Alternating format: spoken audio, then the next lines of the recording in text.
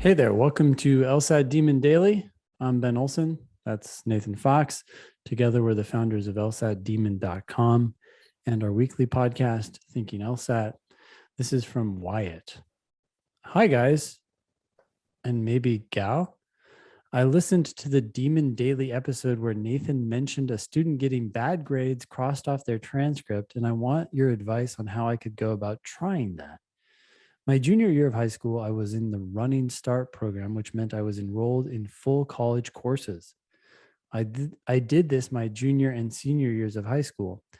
I know not to make excuses, but I was only 15 and 16 and I fucked off way too much, resulting in pretty poor grades. I scraped by with 70s in every class for my first year. Okay. By my second year of college, I had mostly gotten my shit together, but it is incredibly frustrating to have my opportunities slashed because of 2 bad semesters.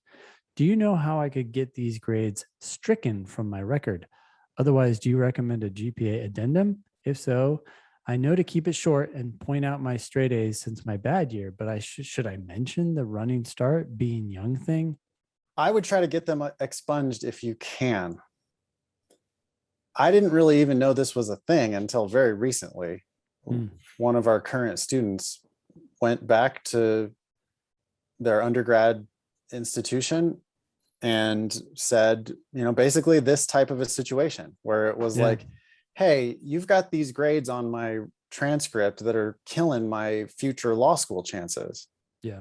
These weren't part of my actual undergraduate education. Yeah. Can you remove them from my record?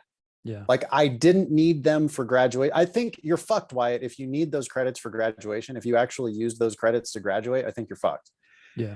But if those credits actually didn't help you graduate at all, and they just happen to be appearing on a transcript, I really do think, I've seen it happen. I don't know how to do it, but I do know that it is a thing.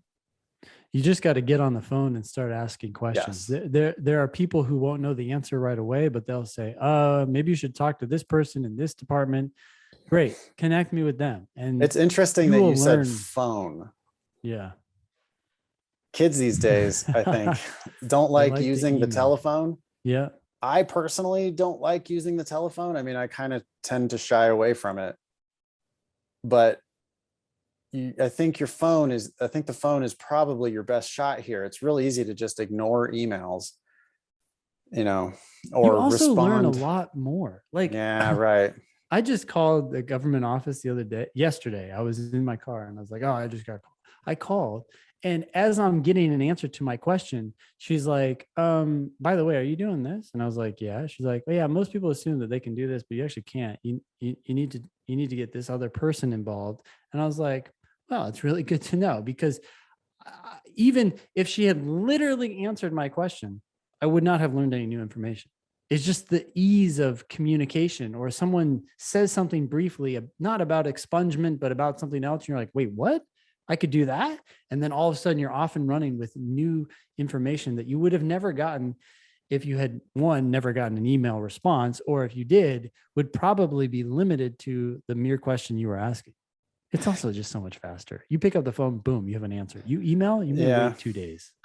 It seems like it's going to be a pain in the ass, right? Because you think you're going to have to wait on hold, or you're going to have to leave them a message. They're going to have to call you back. But it's harder for people to ignore phone calls, and they might answer.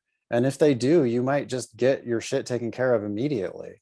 Yeah. It's the fastest route to a yes. It's also, as Ben says, fastest route to getting more information that might lead you toward a yes. I don't think that this is a thing that is going to have a super high rate of success. But when it does happen, if you can actually get these grades off of your record entirely, that's a huge win. Yeah.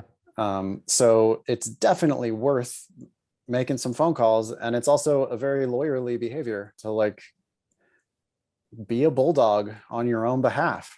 Yeah. Right?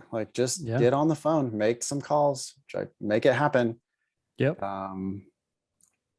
Good luck. If you can't get them off your record, then sure, I think an addendum is good. I definitely think pointing out, hey, these grades were from my junior and senior years of high school. I don't think you need to say, I mean, definitely don't say anything about fucking off. No, just say high school. It will have the intended effect. It's they'll like get it. you were young and stupid.